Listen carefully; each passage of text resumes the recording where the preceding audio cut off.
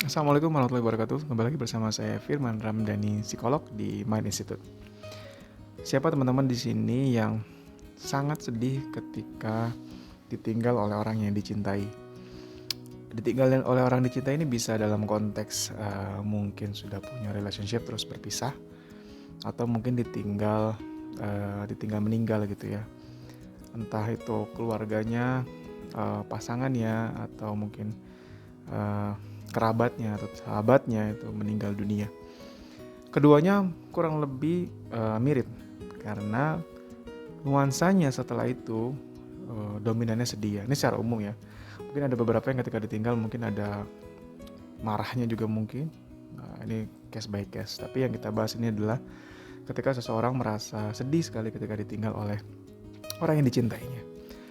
Sebenarnya kalau kita coba bahas dari konsep cognitive behavior therapy atau CBT, kesedihan itu karena kita berpikir bahwa cuma cuma orang itu yang bisa mengerti kita. Artinya tanpa dia tidak ada lagi yang bisa paham sama kita. Cuma orang itu yang bisa bikin kita happy. Artinya tanpa dia atau ketika dia sudah tidak ada, saya tidak akan bisa happy lagi. Gimana kalau pikiran itu yang muncul tapi kita nggak sadari, dan pikiran itu mengakar kuat banget gitu ya. Dan pastinya kalau dalam konsep CBT semakin pikiran itu semakin kuat pikiran itu gitu ya, semakin manifestasi emosinya semakin terasa lebih kuat. Tapi karena kita by default mode default kita itu nggak menyasar ke pikiran, kita fokus ke emosinya saja, jadi ide-ide tadi tidak tersasar gitu ya. Padahal ya core-nya tuh ada di ide-ide itu. Kalau kita dengar kalimat tadi misalnya, cuma dia bisa bikin saya happy, tanpa dia saya nggak bisa happy lagi.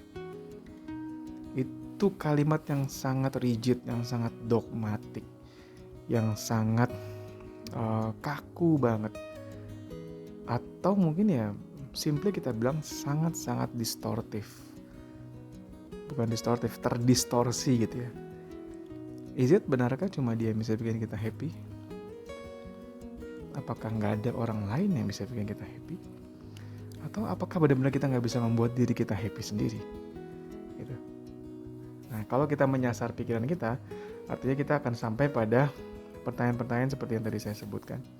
Tapi kalau kita nggak menyasar pikiran itu, mungkin kita akan berkutat dengan siklus mungkin ya siklus sedih kita. Mungkin kita dengerin lagu-lagunya Adele gitu ya, lagu-lagunya Bruno Mars sedih gak sih?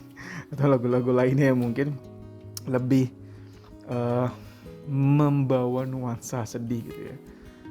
Atau kita mungkin menghindari tempat-tempat yang selama ini kita pernah sama mereka gitu ya, karena kita nggak mau merasakan sedih itu lagi.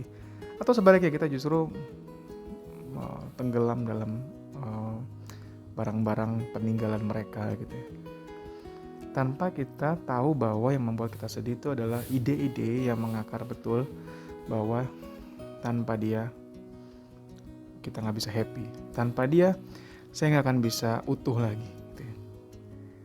So dengan menyasar ide itu, kita membuat diri kita sendiri percaya bahwa kontrol hidup ini ada di dalam diri kita sendiri, yaitu dengan kita bisa merespon pikiran kita. Dan memang yang jadi masalah itu adalah cara kita menginterpretasikan situasi, ya enggak? Oke, sekian video kali ini.